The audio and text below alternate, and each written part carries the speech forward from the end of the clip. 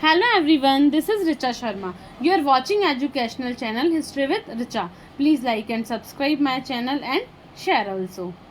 हाँ जी, कैसे हैं आप लोग? वाकाटक वंश। अगर हम बात करें वाकाटक वंश की, तो वाकाटक वंश जो था दक्षिण भारत में था। दक्षिण भारत में हम चोल पांडे शासकों को पढ़ते हैं, साथ में हम पल्लव को भी पढ़ते हैं और इसी के साथ वाकाटक वंश भी हम पढ़ते हैं। तो वाकाटक वंश से रिलेटेड आज हम बात करेंगे और हम इतनी सी ही बात करेंगे जितने एग्जाम में आते हैं, जितने DSSB में और UGC नेट में स्कूल लेक्चर में क्वेश्चन पूछे जाते हैं, हम उतना ही आज बात करेंगे वाकाटक वंश के बारे में और ये सफिशिएंट है, इसी में से सब कुछ आ जाता है। वाकाटक वंश। वाकाटकों ने 3री से 6ठी शताब्दी के मध्य दक्षिण भारत पर शासन किया। कितना टाइम है इनका? 3री से 6ठी शताब्दी के मध्य। और इनका जो मूल निवास स्थान था वो क्या था? बरार था। ये भी इम्पोर्टेंट हो जाता है कि वाकाटकों का मूल निवास स्थान क्या था? बरार था। और ये विष्णुवृद्धि गोत्र से संबंधित थे। इनका गोत्र कौन सा माना जाता है? विष्णुवृद्धि गोत्र माना जाता है। अगर हम बात करें कि वाकाटक वंश की हमें राजनीतिक प्रशासन के बारे में, राजनीतिक उपलब्धियों के बारे में और राजनीतिक जीवन के बारे में किससे पता लगता है? तो हमें अजंता गुहा लेखों से इस वंश के बारे में पता लगता है। अजंता एलोरा की गुफाएं हमने बहुत ही सुना है, अजंता एलोरा की गुफा के बारे में, तो उसी अजंता के गुहा लेखों से हमें इनकी जानकारी प्राप्त होती है। वाकाटकों की राजनीतिक जीवन की अजंता गुहा लेख से। आगे, वाकाटक पहले सातवाहनों के अधीन थे। सातवाहन का आप सब लोग ने नाम सुना होगा, सातवाहन वंश। ये भी वंश दक्षिण भारत से संबंध रखते हैं और इसमें मातृ सत्ता का महत्व था। जैसे सातवाहनों के प्रमुख शासक हुआ करते थे गौतमीपुत्र सातकर्णी। तो गौतमीपुत्र सातकर्णी का नाम आप सभी ने सुना है। उनका नाम सातकर्णी था, लेकिन उनकी मदर का नाम उनके आगे लग जाता है गौतमीपुत्र, इसीलिए सातवाहनों मातृ सत्ता के लिए फेमस है। तो वाकाटक पहले कौन थे? सातवाहनों के अधीन थे। वाकाटक वंश की स्थापना किसने की? अब वाकाटक वंश के संस्थापक कौन थे? तो वाकाटक वंश के संस्थापक विंध्यन शक्ति थे। विंध्यन शक्ति नामक व्यक्ति ने वाकाटक वंश की स्थापना की थी। फिर हम बात करें कि वाकाटक वंश के वास्तविक संस्थापक कौन थे? तो वाकाटक वंश के वास्तविक संस्थापक थे प्रवरसेन फर्स्ट, प्रवरसेन प्रथम।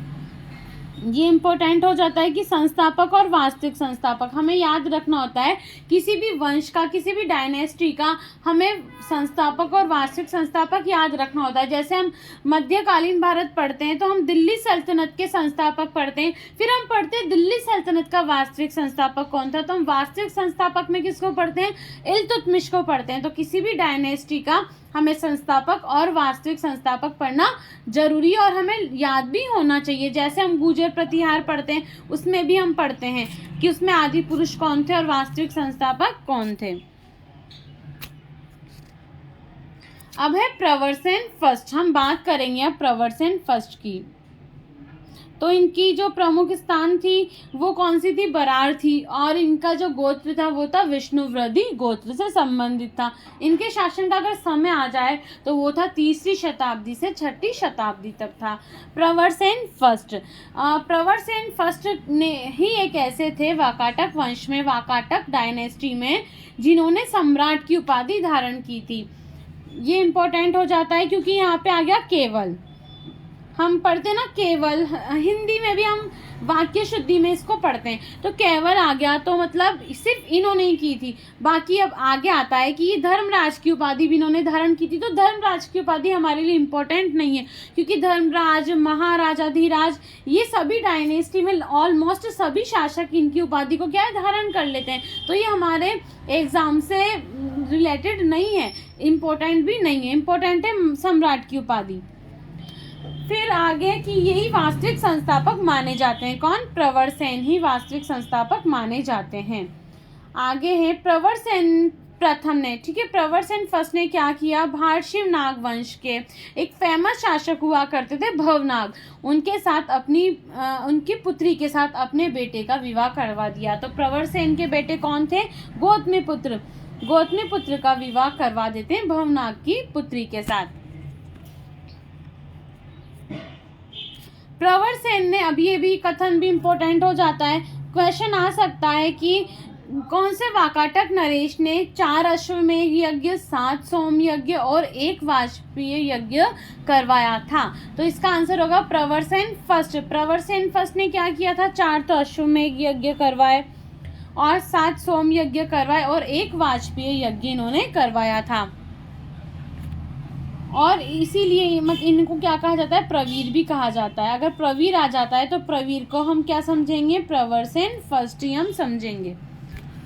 आगे है प्रवर सेन की मृत्यु के बाद, जब प्रवर सेन फर्स्ट की मृत्यु के बाद क्या हो जाता है, वाकाटक वंश 2 भागों में बढ़ जाता है। पहला होता है मुख्य वाकाटक वंश, दूसरा होता है बासिम या वत्स गुल्म शाखा। ठीक है, 2 शाखाएं जाती है, मुख्य वाकाटक शाखा और बासिम या फिर इसको वत्स गुल्म शाखा के नाम से हम जानते हैं। आगे मुख्य वाकाटक शाखा का प्रथम शासक कौन हुआ करता था, रुद्रसेन था। तो ये भी हमारे लिए इम्पोर्टेंट हो जाता है कि वाकाटक वंश में प्रवर सेन की मृत्यु के बाद 2 भागों में बढ़ जाता है, मुख्य वाकाटक वंश और बासिम या फिर वत्स गुल्म वंश। तो इसके वाकाटक शाखा के जो प्रथम शासक थे वो कौन थे, रुद्रसेन प्रथम थे।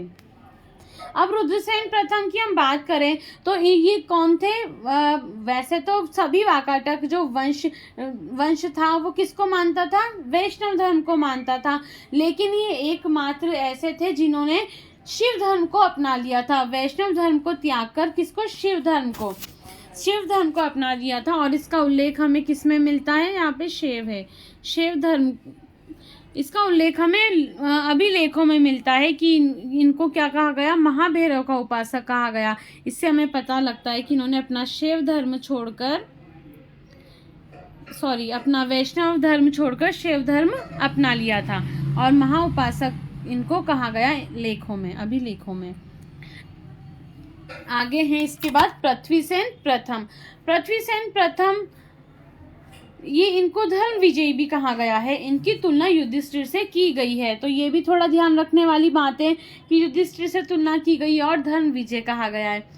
और इनके इसी सिंह के पुत्र का नाम रुद्रसेन द्वितीय था। ठीक है, किसका, पृथ्वीसेन के पुत्र का नाम, पृथ्वीसेन के पुत्र का नाम ही क्या था, रुद्रसेन सेकंड।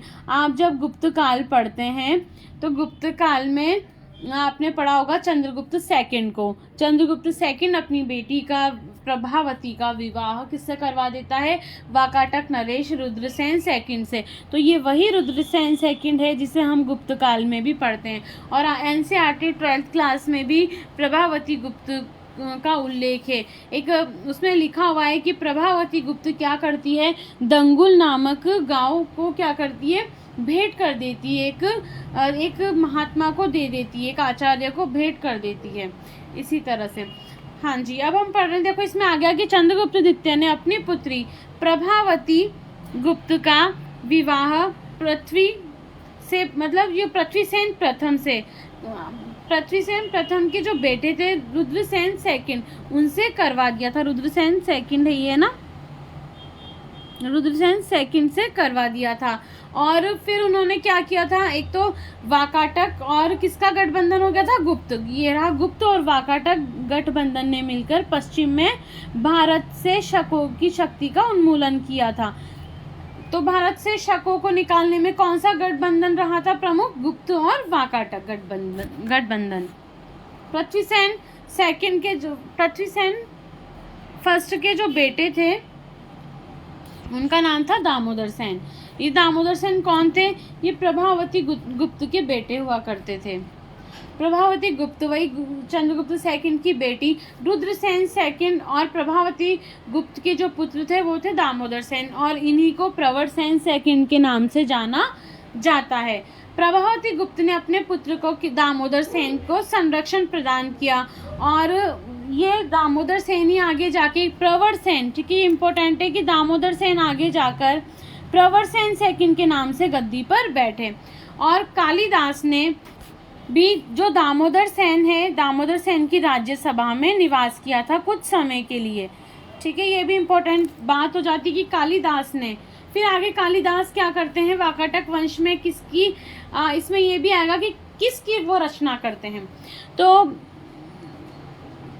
ये कारक नहीं, वाकाटक है, ठीक है। वाकाटक वंश के समय ही संस्कृत की वैदर्भी शैली का पूर्ण विकास हुआ। तो संस्कृत की वैदर्भी शैली का विकास किसके वंश के समय हुआ, वाकाटक साम्राज्य में हुआ, वाकाटक वंश के समय हुआ।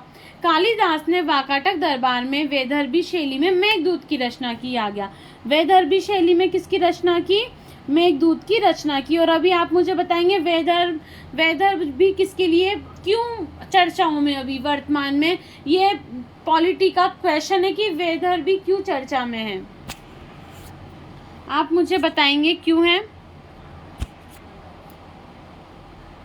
प्रवर सेन सेकंड मीन्स दामोदर सेन ने सेतुबंध नामक काव्य ग्रंथ की रचना की। कौन सी भाषा में, प्राकृत भाषा में। तो ये भी इम्पोर्टेंट है कि सेतुबंध नामक ग्रंथ की रचना किसने की, प्रवर सेन सेकंड ने की। और ये किससे संबंधित है, प्राकृत भाषा से संबंधित है। फिर कालिदास क्या करते हैं, इसका संशोधन कर देते हैं। इसका संशोधन कौन करते हैं, कालिदास करते हैं। और इसी सेतुबंध को रावण वहो के नाम से जाना जाता है। रावण वहो, रावण वहो के नाम से इसे जाना जाता है, रावण वहो। फिर है प्रवर सेन द्वितीय ने अपनी राजधानी नंदीवर्धन से प्रवरपुर स्थानांतरित कर दिया। प्रवर सेन द्वितीय मीन्स दामोदर सेन ने क्या किया, जो राजधानी नंदीवर्धन हुआ करती थी, तो नंदीवर्धन से कहाँ पर, प्रवरपुर में स्थानांतरित कर दी। सेन ने, अब ये है सर्वसेन, ये कौन से धन से कौन सी शाखा से संबंधित है, ये है वत्स गुल्म शाखा से संबंधित। कौन सी शाखा, वत्स गुल्म, ये वत्स गुल्म शाखा से संबंधित है। तो सर्वसेन ने विजय नामक ग्रंथ प्राकृत काव्य की रचना की। हर विजय नामक, ठीक है, ये याद रखने वाली चीज है। हर विजय नामक ग्रंथ की रचना कौन करते हैं, सर्वसेन करते हैं। और सर्वसेन का संबंध कौन सी शाखा से हुआ करता था, वत्सगुल्म शाखा या बासीम शाखा से हुआ करता था। प्रवर सेन सेकंड मीन्स दामोदर सेन ने कदम्ब नरेश काकुस्थवर्मन की बेटी अजित भट्टारिका के साथ अपने पुत्र नरेंद्र सेन का विवाह किया। इनके वैवाहिक संबंध में ये पूछ सकते हैं हमें। फिर है पृथ्वीसेन सेकंड। अब हम बात करें नेक्स्ट जो शासक आए पृथ्वीसेन सेकंड की, तो इनका उल्लेख हमें बालाघाट अभिलेख में मिलता है। किसके रूप में, परम भागवत के रूप में। अब परम भागवत यहाँ पर इम्पोर्टेंट इसीलिए हो जाती है क्योंकि इसका उल्लेख पर्टिकुलर हमें एक अभिलेख में मिलता है। अदरवाइज परम भागवत, धर्मराज, ये उपाधियाँ बहुत ही नॉर्मल है, सभी डायनेस्टी में लगभग सभी शासक इसको धारण कर लेते हैं, लेकिन इम्पोर्टेंट इसीलिए हो जाती है क्योंकि यहाँ पर पर्टिकुलर हमें अभिलेख का नाम दे दिया। बालघाट अभिलेख में परम भागवत के रूप में मिलता है पृथ्वीसेन सेकंड का वर्णन।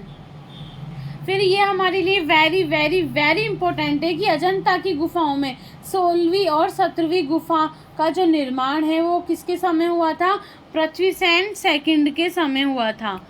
कौन सी, नंबर 16 और नंबर 17 गुफा किसके समय हुई थी, पृथ्वीसेन सेकंड के समय। इसको इम्पोर्टेंट लगा लेना, ये थोड़ा इम्पोर्टेंट हो जाता है क्योंकि इसमें अजंता एलोरा से संबंधित गुफाएं हैं, नंबर 16 और नंबर 17।